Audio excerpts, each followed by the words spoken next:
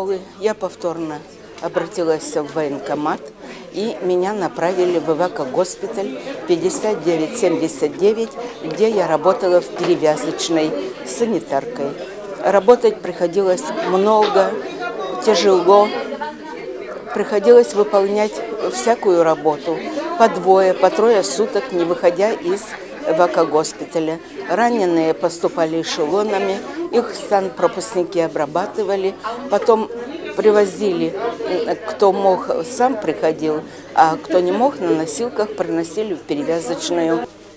Вот. День Победы встретила я в госпитале, в эвакогоспитале. У нас кто как мог из раненых пришли в актовый зал, где нам объявили, что победа. Через несколько дней нам вручили медали за победу над Германией и сказали, что вы являетесь участниками Великой Отечественной войны.